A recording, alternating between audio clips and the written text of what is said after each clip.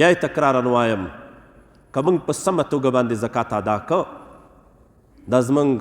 بېوزلي مسلمانان چې په دې سړکو غاړو باندې ناست دي دا هر جومات ته چې ولاړ شي زنانه وي بېلې ناستې وي ماشومان بېل ناست وي دا ټول هم مست نه دي دا ټول هم کسبګر نه دي دا ټول هم داسې نه دي چې دوی د ځان دپاره له دې نه کسب ګرځولی دی د سوال څخه ته د خپل کلي کې سوچ وکوه هغه مسکینان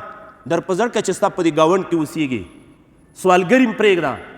په کوم حال باندې دي ا د دوی بېوزلي ا د دوی زړې زړې جامې ا د دوی غربت که موږ زکات په سمه توګه باندې ادا کړو دغه دردمن حالاتو کې انقلاب راځي نبی کریم صلی الله علیه وسلم په یو حدیث مبارک کې فرمایي هغه کس چې الله دنیا ورکړې او بیا یې زکات ترنه ادا نه کړ د قیامت په ورځ به الله په ده باندې یو مار مقرر کړي گنجای مار به وي په سر باندې به یې ویښتان نه وي او 2 تیره غاښونه به لري دا به د دړ له غاړې تاو شي او په دې زامه او وښکیو کې به خوله ور واچوي او بیا به دا مار ورته وایي انا مالک زه ستا مال یم مال دغه مال چې دا ما او تا ساته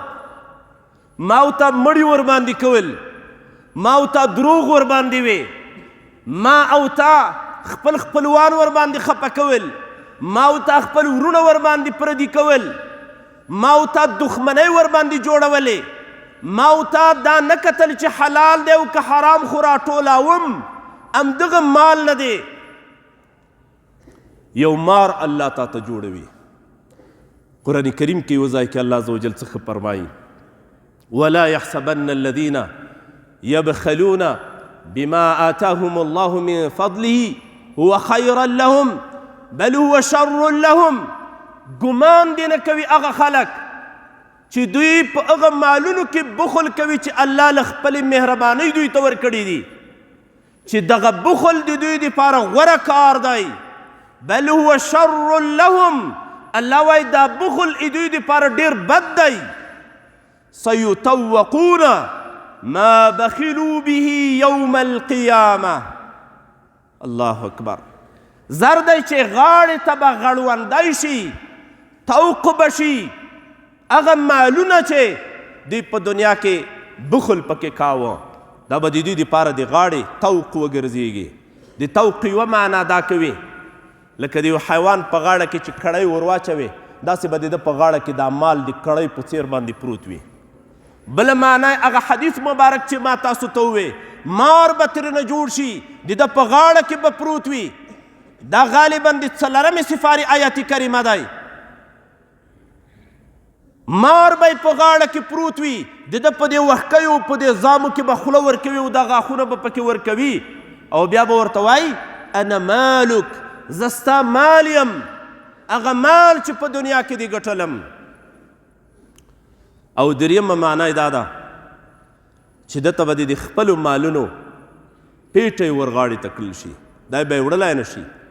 دنیا کې خو د ډېر مالونه ګټلي وو دا به ټول دته راټول کړل شي او غاړې ته به ور واچول شي نو دا ټول مالونه سړی چېرته وړی شي الله به ورته وایي دا به اوس ته وړې دا اوس ته پورته کوه تا خو همدغه ګټل بیا د دې نه زکات نه ادا کاو د مسلمانانو حقوق دې نه پکې پېژندل الله دې موږ ته توفیق را په برخه وګرځوي چې خپل مالونه په سمه توګه باندې وګټو او بیا په دې کې د فقیر او د مسکین حق وپېژنو هغه زکات چې الله په موږ باندې فرض کړی دی په سمه توګه باندې ادا وګرځوو یو بل حدیث مبارک کې رسول الله صلی الله علیه وسلم فرمایي د سرو زرو او د سپینو زرو بیان کاو د قیامت په ورځ به له دې نه یوه تخته جوړه شي او بیا به د جهنم په اور باندې ګرمه شي دا په داسې وخت کې چې ورځ د محشر ده لا جهنم ته فیصله په ده باندې نه ده شوې هغه سړی چې مالونه یې ګټل او زکات یې نه ادا کاو د ده دا سرو سپینو نه به یوه تخته جوړه شي بیا به د جهنم په اور باندې ګرمه شي او بیا به د ده دا بدن ور باندې داغل کیږي لکه غوښه چې په هغه باندې پخوې په سکرو باندې داسې به د ده دا بدن ور باندې ورتیږي یو صحابي پوښتنه کوي یا رسول الله صلی الله علیه وسلم دا خو د سرو زرو د سپینو زرو بیان راته وکاو یو سړی اوښان لري، که اوښانو نه زکات نه ادا کاو د ده به څه حال وي؟ مبارک علیه السلام ورته فرمایي د ده بدن به په اواره ځمکه باندې وغورځول شي پړ مخ. بیا په دنیا کې چې د څومره د اوښانو رمې درلودې دا به د ده په دې بدن باندې راخورې کړل شي. د ده چې په دنیا کې کوم اوښان وو هغه ډنګر اوښان به یې څاربه وي چې دنیا کې څنګه رمه د اوښانو درلوده له هغې نه به ډېره چاغه او ډېره څربه او هېڅ کوم اوښ به پکې نیمګړی هم نه وي، هغه ټوله رمه به راشي او د ده په دې بدن باندې به برسېره خیږي او د ده بدن به چکني کوي. د اوښانو کې یو بد صفت دا دی چې کله ورې خولم اچوي. نو په دې حدیث مبارک کې دا هم راځي چې دغه زکات نه ورکوونکی کس به په دې خوله باندې هم چې خوري به یې هم به پکې خیږي او هم به یې خوري. حتی کې روایت کې دا هم راځي چې هغه وړکی جونګی چې دی دا به هم نه وي پکې کم، د ده په دې بدن باندې به دا د اوښانو رمه را روانه وي. کله چې دا تېره شي بیا به راګرځېږي ورباندې، بیا دا کار به په ده باندې روان وي. او په دې روایت کې دا هم راځي د قیامت یوه ورځ 50,000 کاله ده دا عمل به د ده په دې بدن باندې جاري وي ان تر دې چې الله د خلکو ترمنځ فیصله وکوي د جنت او یا د جهنم، تر دې وخته پورې به په دې عذاب کې مبتلا وي. الله هم دې وساتي. یو صحابي ورته وي یا رسول الله صلی الله علیه وسلم د غواګانو او د میږو وزو به څه حال وي؟ یو سړی ډېرې غواګانې لري، ډېرې رمې دي د میږو او د وزو، خو زکات یې نه ادا کاو، د دوی به څه حال وي؟ نبی کریم صلی الله علیه وسلم وفرمیل د ده حال به هم دا وي چې د ده بدن به په اواره ځمکه باندې وغورځول شي او بیا به دغه رمې راځي په ښکرو باندې به یې وهي. او په دې روایت کې دا راځي چې هېڅ به په دې رمه کې داسې میږه وزه یا غوا نه وي موجوده چې ښکرې غبرګ وي یا راټول شوي وي یا مات وي یا بې ښکرو وي. هېڅ به داسې میږه وزه یا غوا په دې کې نه وي موجوده. دا به راځي او دغه مال ټولونکی کس چې دا مال یې جمع کړی په دنیا کې او زکات یې نه ادا کو دا په دې ښکرو باندې وهي او دا به تر دې وخته پورې جاري وي چې الله فیصله وکوي د جنت او یا د جهنم. الله هم دې وساتي.